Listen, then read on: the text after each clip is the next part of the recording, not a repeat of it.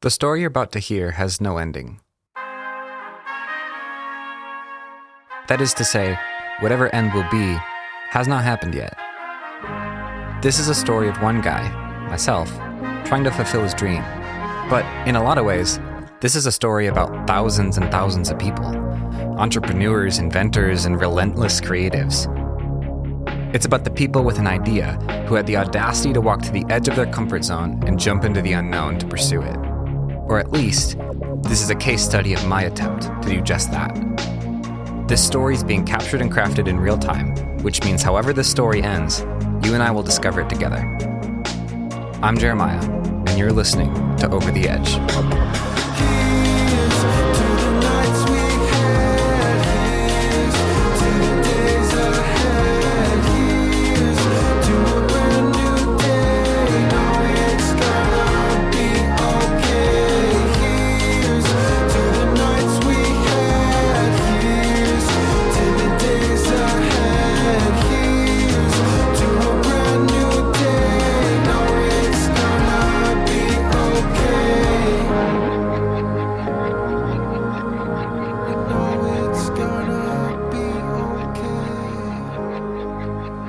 I want to make a quick note and say that this story, to the best of my ability, is told with honesty and authenticity.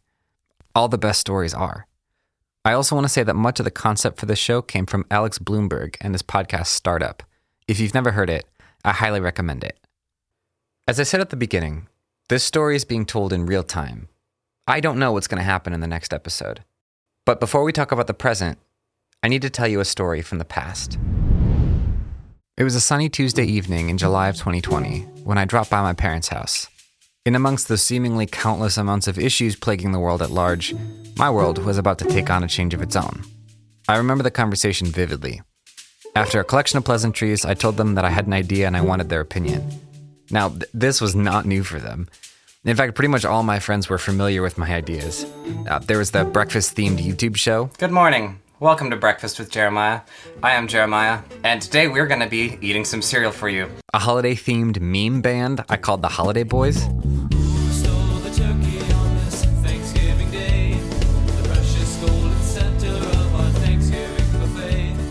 And then there's the time I taught my non-musical friend to be a rapper. What up? It's Nacho Blanco. Words flow smooth like a soft-shell taco. Bringing down the house while I'm repping the beat, while my homeboys trying to get a piece of me. Most of the time, there'd be an eyes-rolled posture towards the idea, knowing it was likely just another short-lived way I could exercise my creativity. But this one was different. This one had higher stakes. I told them I wanted to start a business. I wanted to sign a lease on an empty recording studio nearby, and I wanted to launch Caffeinated Records, a hybrid business that was equal parts coffee shop and recording studio. There's a couple reasons I'm telling you this story, and we'll get to more of these reasons later on. But for now, I want to paint the picture of a guy with larger-than-life ideas without the means to justify it. Here's the scene. I had no college degree, knew nothing about starting or running a business, had a low income from my part-time barista job, and was living with my aunt to keep expenses down. On top of that, I had produced music for only myself and a small handful of friends, and had an intermediate skill level at best. And yet, my imagination was always 10 steps ahead. You see, as I mapped it out, this recording studio was phase 1 in a 3-phase process that would ultimately end in a 6,000 square foot music and coffee house built from the ground up and positioned in a lively downtown. It would be the social hub of the town, a place where you could feel like you were a part of the music industry just by walking in and ordering a cup of coffee. A place where the Nashville music scene and the Everyman coffee shop overlapped. An idea that, in all of my research, had never been done before. You see what I mean by larger than life? This is official walkthrough 1 of Caffeinated Records as it exists right now. The date is October 3rd, 2020. We've been open for just over a month, and this is the stuff. But it's going to be really good. Caffeinated Records started with humble beginnings and a reckless amount of ignorant determination. The first 3 months proved to be a crash course in all things business. Should I set up an LLC or a sole proprietorship? How do I set up business insurance? I need to design a website. I gotta get some equipment. Need to build a portfolio. Build hype on social media. And oh gosh, the clock is ticking. I gotta make some money. It felt like an endless rat race, but I loved it. Within a couple months, Ben, my brother-in-law, offered to jump in the boat with me. Ben was a lifelong video guy with a Peter McKinnon aesthetic. He also was a big ideas guy, and together, we formed a sort of creative powerhouse. Or at least, that's how it felt. The first year was like kind of building and like a lot of excitement of like what we could do. That's Ben, just in case that wasn't clear. How do we build something actually cool and meaningful? I think we thought a lot more intentionally about what we wanted to do as far as like the culture that we wanted to like maintain within like knowing that like we're probably not going to make money and just like break even, but we're like trying things. I think that we also had a lot of things we wanted to do. Like it was a studio, but like I'm a video editor. And so like, how does that fit into doing music? We like all of this, so we're just going to do all of it. There's so much I could tell you about the hills and valleys of Caffeinated Records, but that's a story for another podcast. I just want to stick to some key points here, because this story isn't about the past, it's about the present. Still, it's important for me to lay out the groundwork for the road that brought me to where I am right now. What you're hearing is a glimpse of the Caffeinated Records 1-year anniversary party. There was dinner, decor, merch, and live music. Toward the end, I stood up and gave a speech, thanking everyone for their help in getting us through the first year. I went on to cast the vision for the future. As usual, it was a big vision, with talk of building the team and moving into phase 2, launching our own brand of coffee. I also left my job to work on the studio full-time. It was all coming together. Despite all its perceived wins, there were some issues underneath that set maybe the most pervasive tone inside the walls of the studio. Money was tight. Honestly, that was an understatement.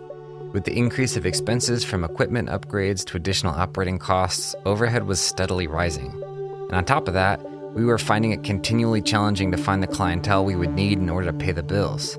To be fully honest, a lot of this was my fault. I had chosen to approach the business from a faith-driven perspective. In other words, I would take time to try to figure out what God was telling me to do. And if I felt like he wanted me to make a certain decision, I stood up and made it happen. Being a person of faith, I can't say I fully regret this decision because I think in a lot of ways, it's an admirable display of your trust in God.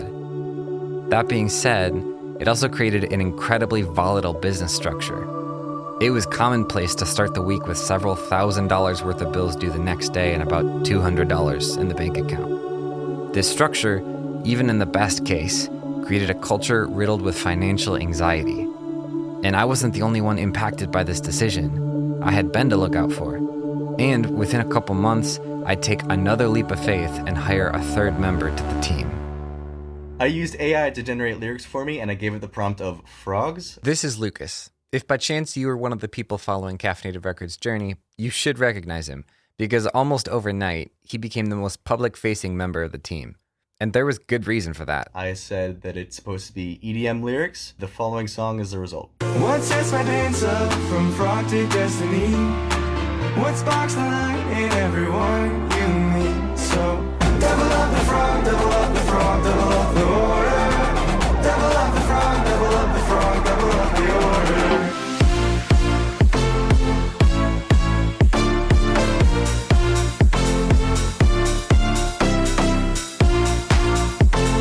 Lucas was fun, energetic, and stupid creative.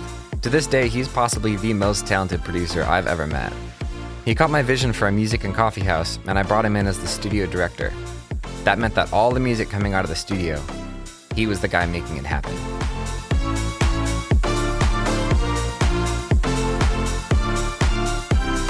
The year that followed brought some of the best and most beautiful moments of my life, and also some of the hardest challenges I'd ever experienced.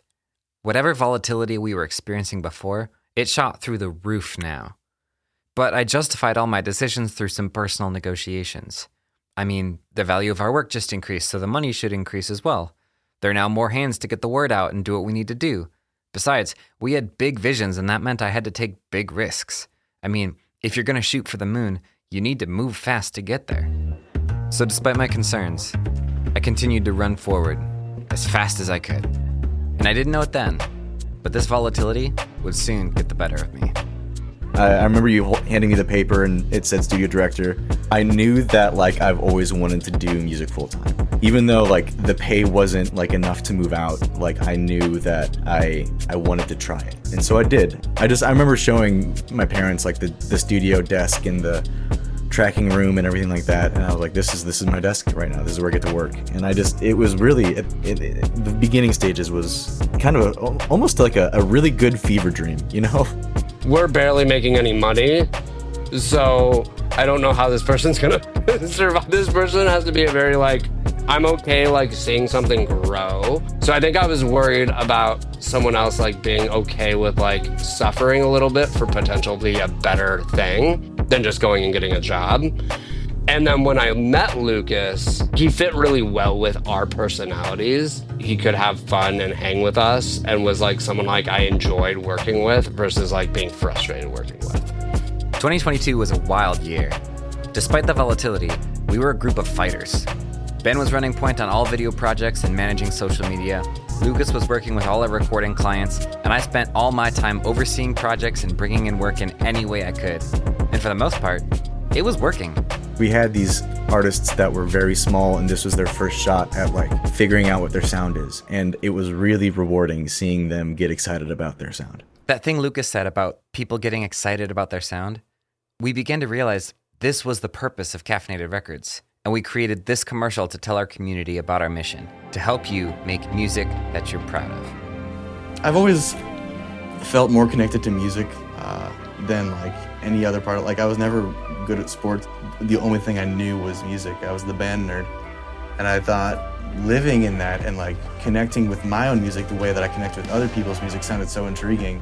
When I'm working with people and making music, I know that it's going to be great if they're just willing to come alongside me in making that happen. Because I know that really powerful things can happen when someone hears a song that they can relate to. When you are, really focusing in on, getting the perfect take, you really feel like you are kind of at home. Like you guys were really receptive. You guys listened to what we were going for, that sound and vibe we were going for, and you did everything you could to get as close as you could to that. At the end of the day, the thing that's most important to us is that you walk away with music that you think, wow, yeah, this sounds like me, and that you're walking away with music that you're proud of because it's you. The whole joke is that like when you're in the music studio as a musician, talking with your producers, like therapy session, like, and I knew that there were some conversations with Megan and with Billy and with a few others that were just like, yeah, life's hard. And I was like, life is hard. Let's write about that. And like, it was really fun. But Diane, like, there were moments where like she would sob and I'd have to give her a hug and say like, let's take a break. This sweet 60, 70-year-old lady and a 24-year-old self-conscious little doof. Like it was such a unique coming together of worlds, even though like it was not like a Grammy moment. It wasn't a moment where like, oh my gosh, this artist is blowing up and it's me. I don't think it's gotten more than like 7 streams, but like that is gold to me. I could spend the rest of this episode and probably the next 10 talking about the beautiful stories that came out of our work with our clients. The music we were making wasn't just technically proficient. There was something deeper happening. We were stepping into people's lives, entrusted with their stories, and then we put our minds together to create something beautiful that embodied who they were in ways that they couldn't put into words beforehand. It was powerful. Unfortunately, in spite of all the work we were bringing in, the bills were still higher, and slowly, we began to enter some stormy weather. I don't think I really saw it necessarily ending. I think that I saw what the format was as ending. Like, I could see the frustration in Lucas. I never stopped believing in Caffeinated, but I also never stopped worrying, because my dad's an accountant, and I had just decided, I was like, they were worried about me in the job not paying enough, and I was like, but don't worry, as it grows, if this like blows up and we do make coffee and we do this, like I'm in line to get paid very well. And I wanted to see it through. I was sort of very much in the present of like, I'm just going to do what needs to be done now and then let the cards play out where they do. And so therefore, I don't think I was really worried about it ending and wasn't really worried on a financial state. I began to do everything I could to regain some momentum. I started my work days at 5 a.m. and would send emails out to every local band I could find. I started going to shows and going out drinking with the band afterwards to build relationships. Day in and day out, I was trying everything I could think of. And still, nothing was working. I think it was right around that time that you were like, hey, we haven't had clients pay us in a minute. We are having a hard time finding new clients. I'll pay you eventually, but I can't pay you this week. That week became a month. And that month became 2 months. Then 3. I remember standing in my office with a stack of payroll checks. I started counting them out. It was about $13,000. It was in that moment that I had this sinking feeling. This isn't working. Over the next 2 days, I talked with both Ben and Lucas, and it became clear to all 3 of us. It was time to close Caffeinated Records.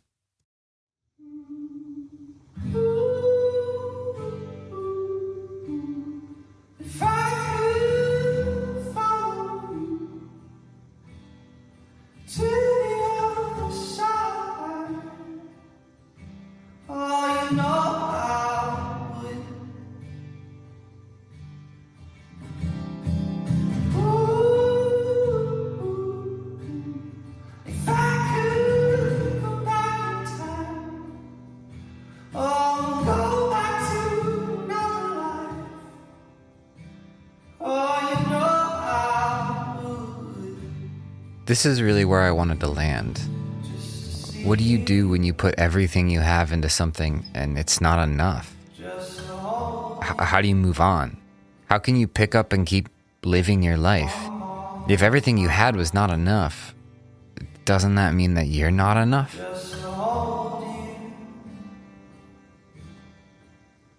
One more time.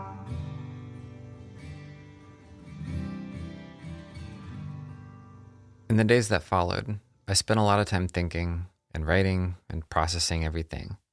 I wrote a lot in my journal. This is an excerpt from one of those journal entries. I'll be honest, I didn't see it ending like this. There are times in life where you go through hardship, but you push through, knowing that there's a light on the other side and you need to press on until you get there. There are other times when you get hit with the sinking feeling that this just isn't working and it's time to shut it down. I experienced the latter on Friday. Did I miss something? Did I fall? Was this all a waste of time? God provided all those other times, why not now? Am I just running scared? Should I have made this decision sooner? This is like 5% of the questions I've wrestled with over the last 2 days. Caffeinated Records was the whole thing. My purpose, my passion, my classroom for my life lessons of faith and leadership. The point of my faith was to see the impossible made possible. Right? Right? The world may feel like it's falling down around me.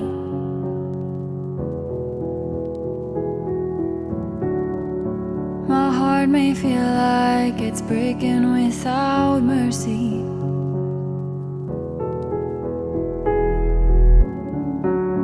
The lies in my mind may flood it uncontrollably.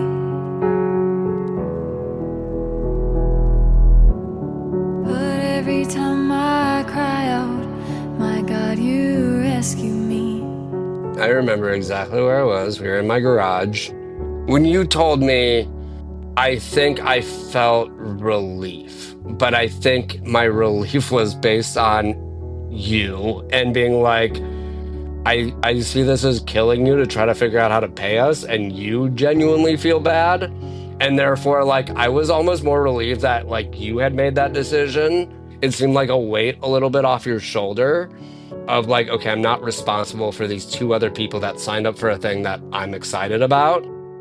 It was weird because, like, it was one half incredibly satisfying and one half incredibly painful. It was like pulling a sword that was like stuck in my stomach, out of my stomach, and being like, sweet, I can heal now, but I'm bleeding. The day you told me, I cried a lot. Went to my girlfriend at the time and we went and got food, and I just every now I would just kind of doze out, tear up, and then I'd muster some strength up and I'd move on. It did haunt me for a bit. I really felt like, yeah, I failed. It feels like it's because I didn't do enough. I think we had all kind of gotten so stressed that like the excitement got left behind. And so it was like, oh, we get to be excited again about like future stuff and dream. I mess up a little bit more than you would like, but you're patient with me. It may hurt a little bit longer than I'd like, but I'll be patient with you. I will trust in your time. In case you're asking this question, yes, the first episode of this show about chasing your dreams is about the death of a dream, at least in part. I think maybe the hardest part of closing the studio was telling people the story when they would ask what happened. It felt like I just killed something so close to me, and now I have to revisit the tombstone and spell out its death in detail over and over again. I felt like I'd failed at the thing I'd put blood, sweat, and literal tears into building. But at the same time, I felt relieved. Like, for the first time in a long time, I felt like I could slow down and take a breath. We'll be right back. I think that the American dream is dead.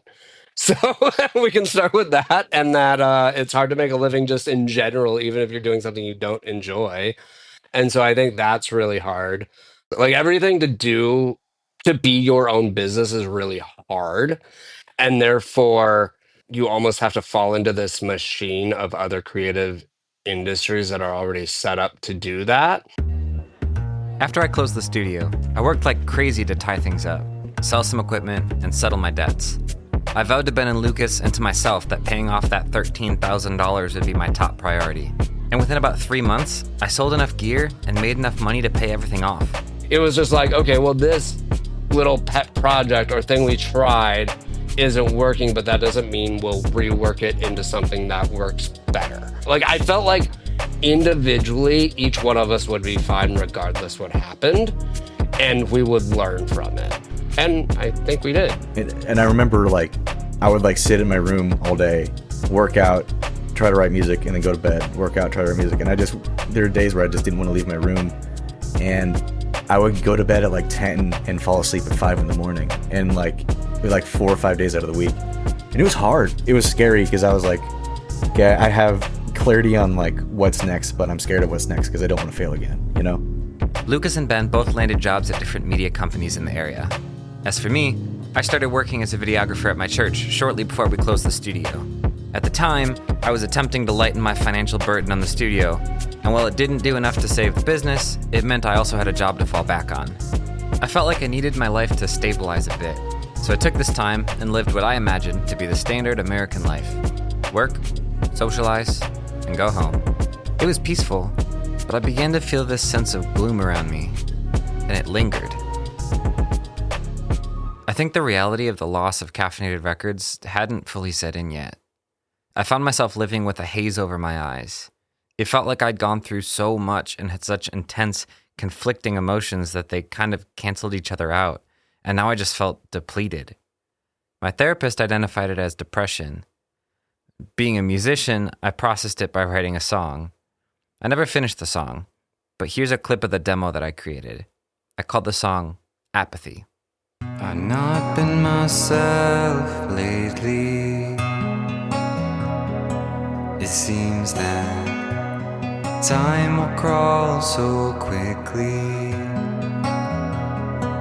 If it's never gonna change, I'm the only one to blame. Running back into the same old, same old, same old, same old. I've not been myself lately. Apathy.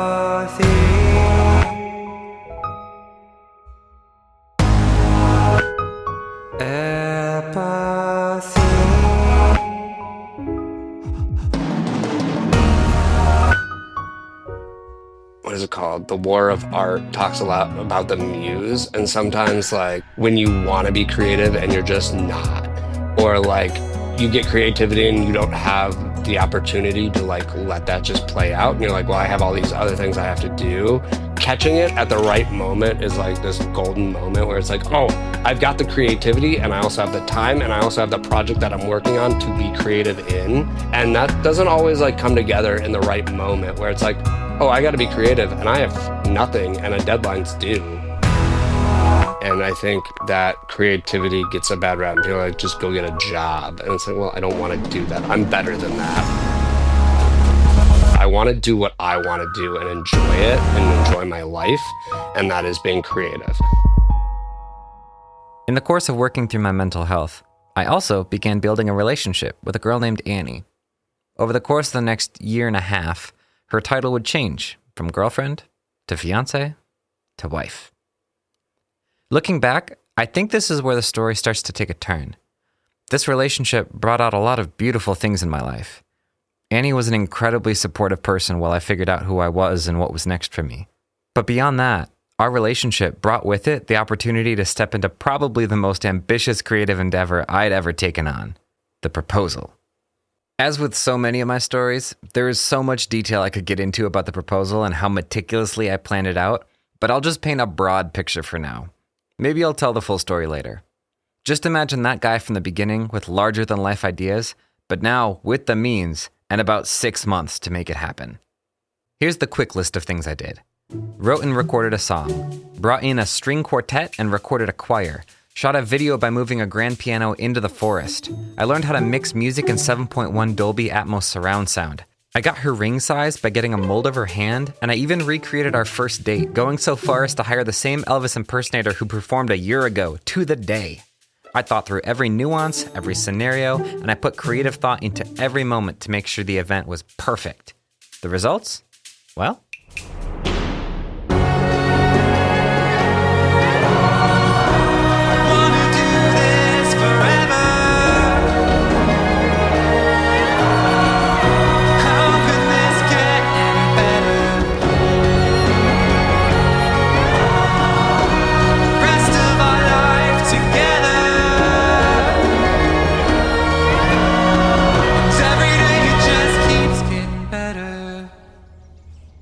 why am I telling you all this? I feel like I needed to paint a picture of myself. A guy with over-the-top ideas who's put both feet into things and failed miserably.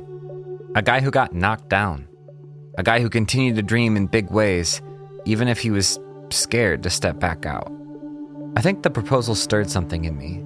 It was a reminder that there's still a relentless creativity hiding inside. Ideas began to spin in my mind of one day trying again. Maybe it wasn't Caffeinated Records, but there had to be something I could build that fulfilled this creative itch inside me and was maybe a bit more sustainable. But even though I would dream up big ideas, there was also something else inside me. Something new. Something holding me back. It took me a minute to identify it, but I finally figured it out. It was fear. There's something Lucas said a couple minutes ago that I think really speaks to this. Here's that clip again. I would go to bed at like 10 and fall asleep at 5 in the morning, and like 4 or 5 days out of the week. And it was hard. It was scary because I was like, okay, I have clarity on like what's next, but I'm scared of what's next because I don't want to fail again, you know? There it was. I don't want to fail again. You know, I heard a quote. I can't remember the exact quote, so I'm going to summarize it. Certainty is kind of an illusion. Certainty is a security blanket that you don't really get, because even if you get certain about something and then the blanket gets ripped out from under you, it hurts even more. So I think it's best to learn to live without certainty and take risks, and the best way for you to know if something's going to work is for you to try it. At this point in the story, we're up to just a handful of months ago. I spent a lot of time processing, and I convinced myself that my fear was actually me being responsible. After all, I've got a wife now. I can't just take risks that flippantly anymore.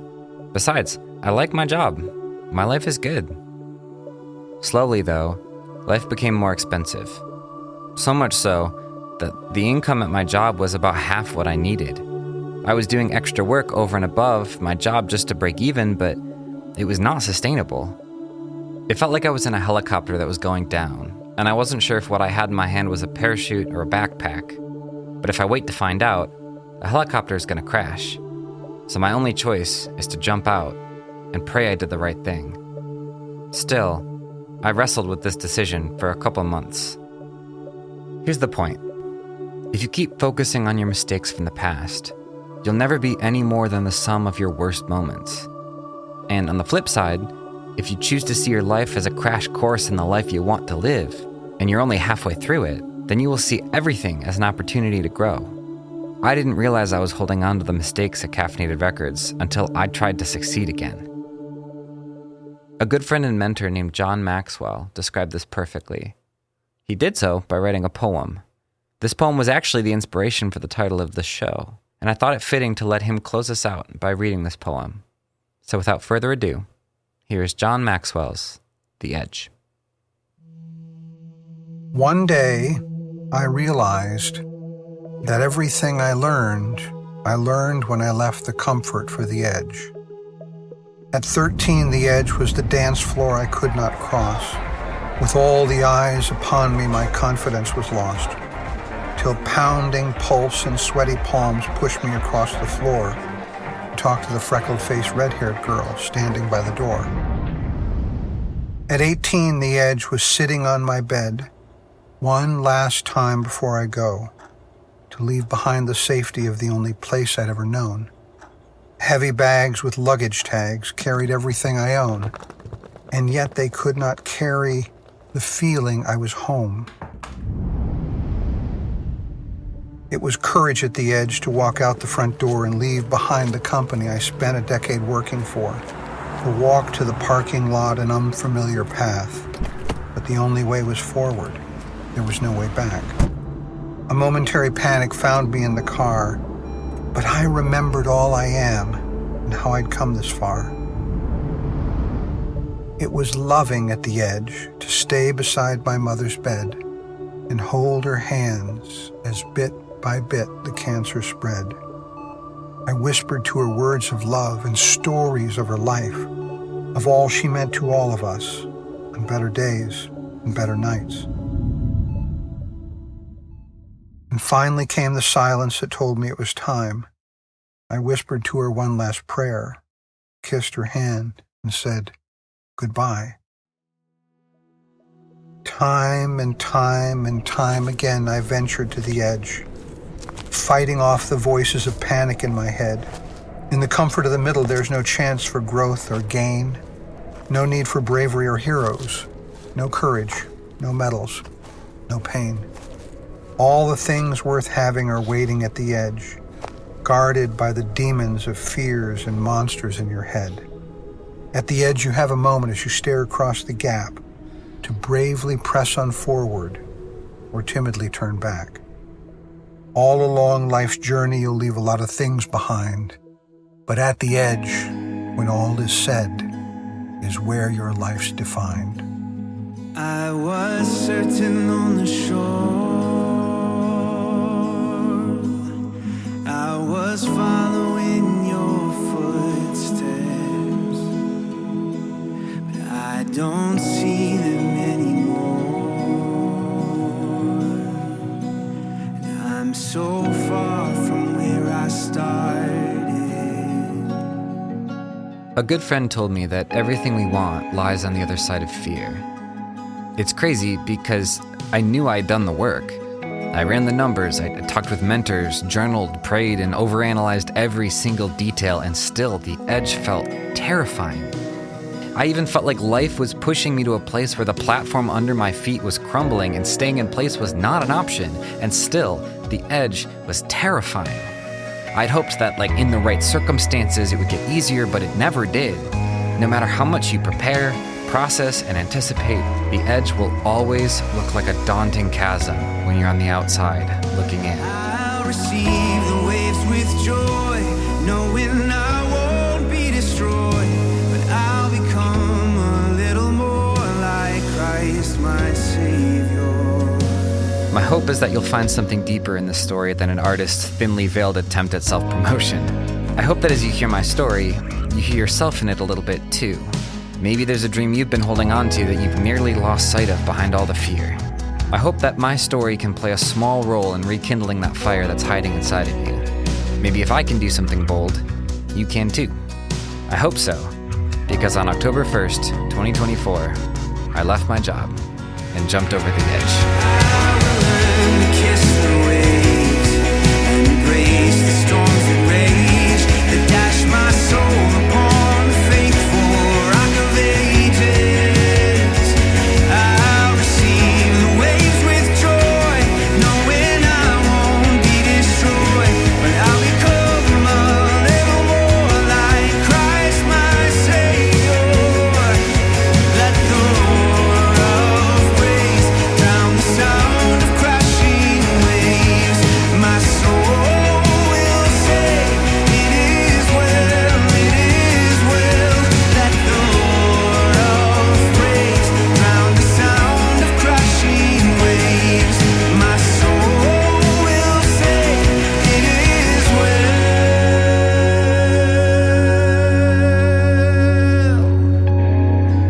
Over the Edge is a production of Sleepy Dog Creative. It's inspired by the work of Alex Bloomberg. It was written, hosted, and edited by Jeremiah Shoemaker. Our theme song is OK by Quinn from Space. This episode's closing song is Kiss the Waves by Harmony LaBeff. Additional songs by Daniel Yates and Emily Kathryn. Music composition by Jeremiah Shoemaker and Lucas Hibden. Graphic design by Kahutli Alvarado. Special thanks to John Maxwell. If you enjoyed this show and you want to see it continue, spread the word. With your help, this show is just getting started. If you'd like to support the show in other ways, consider leaving us a rating and hit follow so you'll be notified when we drop new episodes. For more updates on Sleepy Dog Creative, you can follow us on Facebook, Instagram, and TikTok at Sleepy Dog Creative, or visit our website at www.sleepy.dog. Tune in next time for the next chapter of Over the Edge.